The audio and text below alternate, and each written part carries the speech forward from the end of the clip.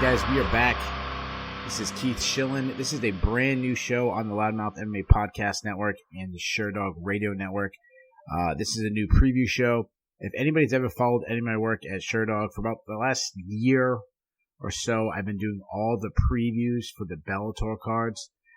Now that I am leading the Sherdog Radio Network, my time is a lot more limited, but I still want to do those previews. But instead of doing it in a written form, I'm going to do it in audio form through podcasting.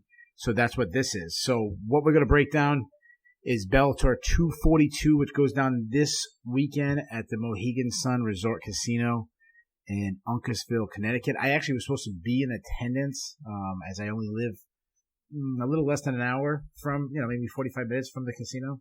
Unfortunately, due to some scheduling conflicts and whatnot, I was unable to attend, which kind of sucks because I love going to live shows.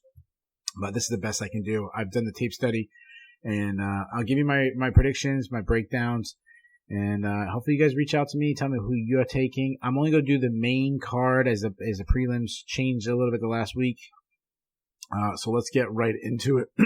We also have UFC going down this weekend, another one in Fight Island. We have a breakdown show on the Loudmouth Network. Make sure you check those out. We have a trio of Davison Baker, Marcel Doff, and the newest member of the Loudmouth MMA podcast team, AJ, I think his name is Shulo.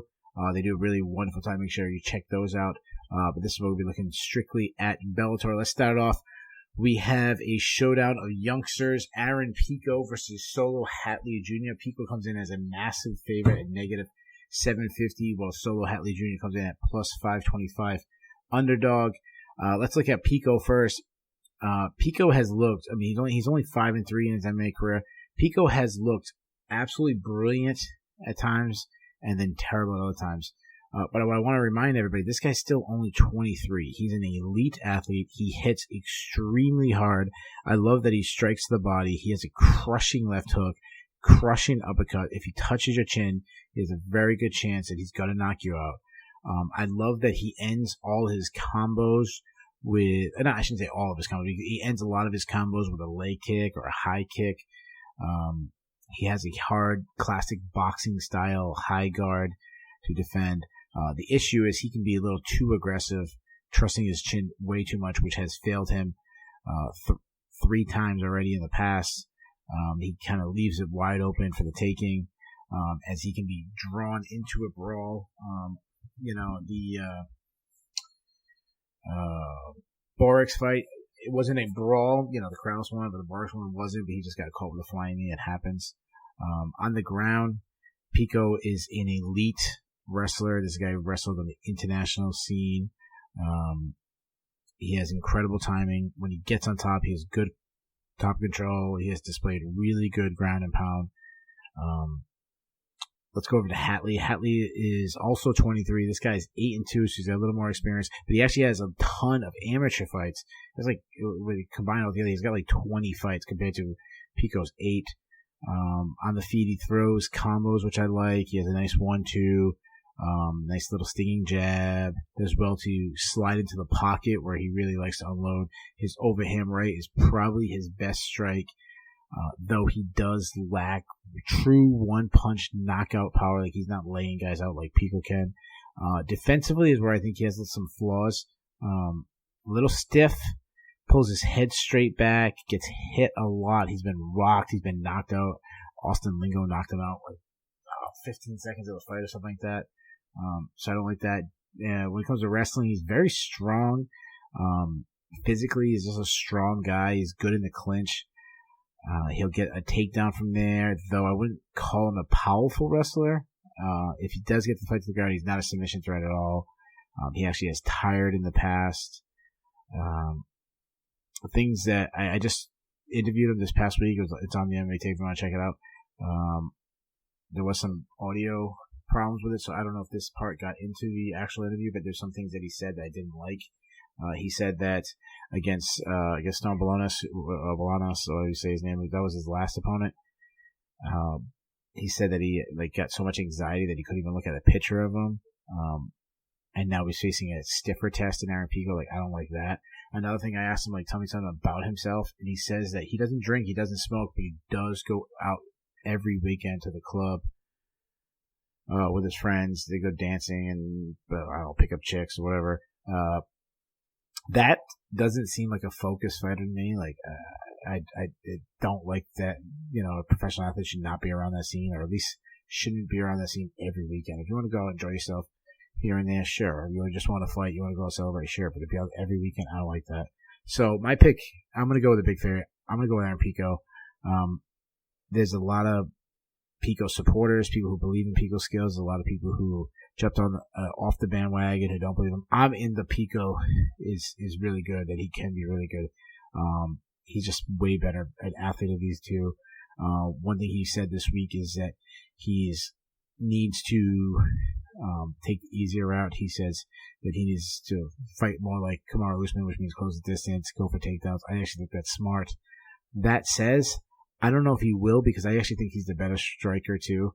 I think based on Hatley's willingness to throw down in the pocket and his lack of head movement, I think Pico could hurt him. I think he can hurt him early. I think he can take him out. So I'm going to take Aaron Pico by first round knockout. Let's move on. Second fight is another showdown between young prospects. We have Taiwan Claxton versus J.J. Wilson. Claxton is the favorite at negative 255, while Wilson is the underdog at plus 215. We'll start with Claxton first. Claxton is a true blue chip prospect. This is a guy that was so hyped that they actually threw him in the featherweight Grand Prix. He's 27, so he's not young. You know, he's at the point where he should be reaching, you know, his prime years, his peak years. That said, he was a little too inexperienced for Manuel Sanchez, but he did okay early. He's a very explosive athlete, a southpaw. He's like off the charts athleticism. We've seen that with his flying knee knockouts, his high kicks. His hands are fast. They're powerful. What I like is he's getting a little more technical. His last fight, I showed some feints. He still throws. He has a lot of power. He also throws a lot of power, which makes me worried that he could gas out. And in the Sanchez fight, everyone remembers when Sanchez submitted him, but it was Sanchez's constant pressure that really folded Claxton. Claxton did not like being forced to fight off his back foot, which could be an avenue for success for a lot of fighters when they fight Claxton. On the ground, Claxton is a former D2 All-American wrestler. He closes distance very well. When he gets on someone's hips, his takedown is smooth. He drives right through, or he's so powerful he's lifted guys easily, picking them up easily off the ground. He likes, you know, if he gets in a clinch position, he can get body lock takedowns, inside trips. He's really good at causing a scramble and winning those scrambles. If he's on top, he's got good top control, really, really good ground and pound. Though defensively, I don't like that he was taken down by Manuel Sanchez. Now, Manuel Sanchez is a very good fighter. He's actually, I think, one of the dark horses to actually win the Grand Prix. But he's not really known for his powerful wrestling. He's a well-rounded fighter. He's not known for being a powerful wrestler. I don't like that he took down Claxton. And not only did he take him out, he actually quickly mounted him. And I think that was because Claxton really slowed down, didn't pace himself well, kind of gassed out. Though in his last fight, Claxton did go 15 minutes, which is definitely encouraging. Let's move on to J.J. Wilson. The film on J.J. Wilson is not as much film on J.J. Wilson as there is Taiwan Claxton. Wilson is undefeated, 22 years old, from New Zealand. He's taken a big step up in competition. While there isn't much film on his, his stand up, what I did see, he does seem like he's pretty athletic and he has, pretty quick hands, but most of his punches, much of his striking does is just to close this where he looks for takedowns. He's got some really slick back takes and he has really good flexibility. Good ground and pound, but really he's a submission threat. He looks for the whizzer. He can get submissions off of his back. He's really fun. If this fight hits the ground, he's a threat. He's definitely a threat off his back. One thing I don't like about him is that he's never gone 15 minutes in the past, which could be an issue going against, taking a step up in competition, going against a Claxton. My pick, I'm going to go with the favorite again. I'm going to take Claxton. He's such a good athlete. He's faced a higher level competition. He's shown more on the feet. He should be the better wrestler. while I would give Wilson the edge in submissions, and that's definitely the route. If Wilson wins, I think it'll be a submission. I think Claxton can do enough to avoid the takedowns. Will he be able to take Wilson out? I don't know.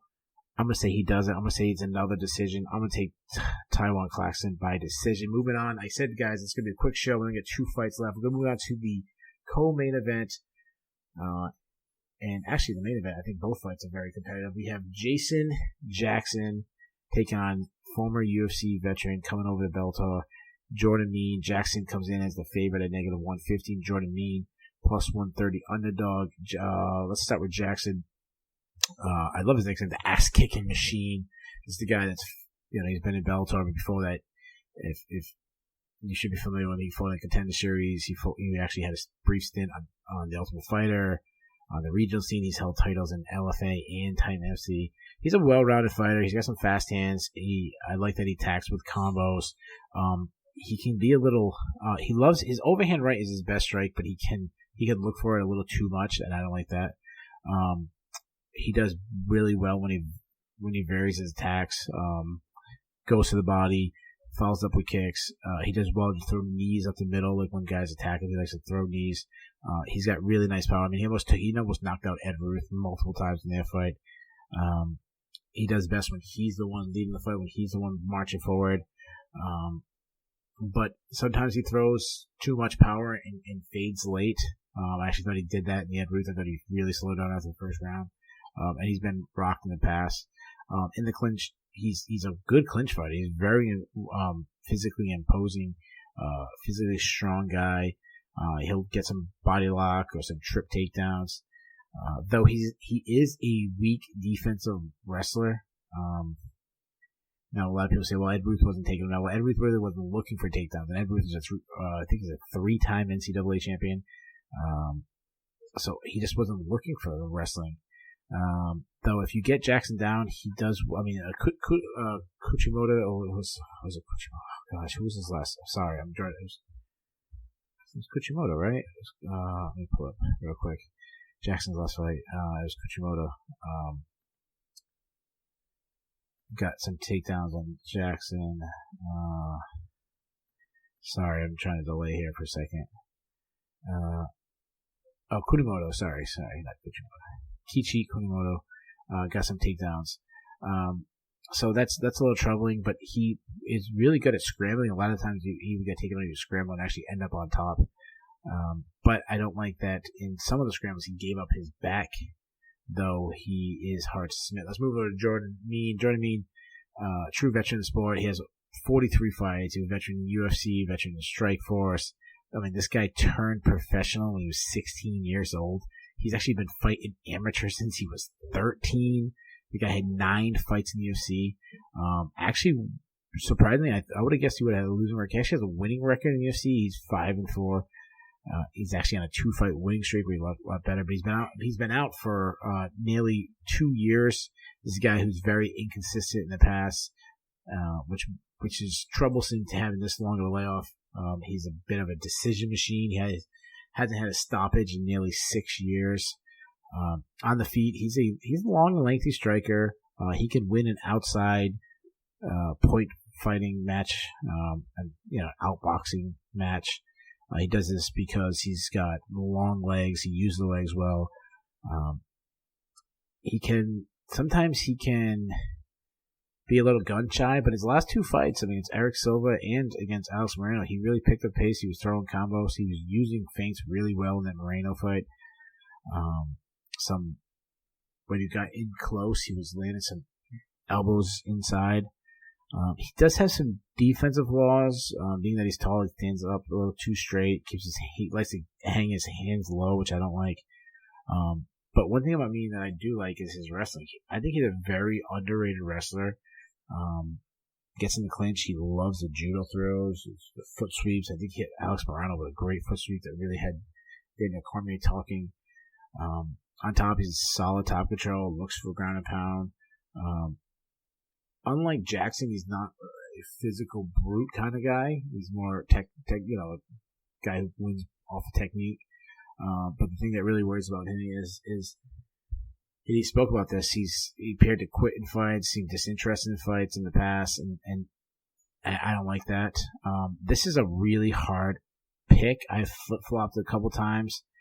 Pre-tape study, I was leaning Jason Jackson.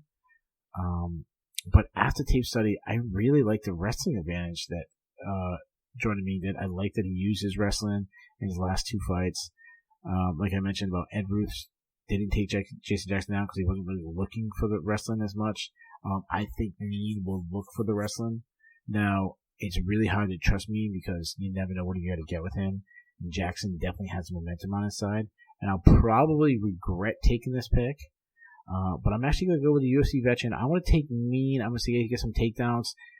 It's going to be really close, back and forth fight, maybe a split decision. But I will take the slight underdog, and I will take Jordan Mein. Now we're into the main event. Sergio Pettis. He'll be looking to move to 2-0 in Bellator as he takes on Ricky Bandejas. I know many people aren't that excited for this main event. It's not the main event people were hoping when Bellator made their long return after the coronavirus. It's been, 4 or 5 months since the last event. I think that people were hoping to have bigger name fighters than this one, especially Bandejas, whose last 2 fights I think were on prelim fights. So it's surprising to see him headlining a card. Let's look at Sergio Pettis first. Pettis is still surprisingly, he's got so many fights and high level fights. He's still only 26 years old. I like that. He's beaten some really good guys. Joseph Benavidez, Brandon Morano, John Moraga. I mean, those are all really good fights.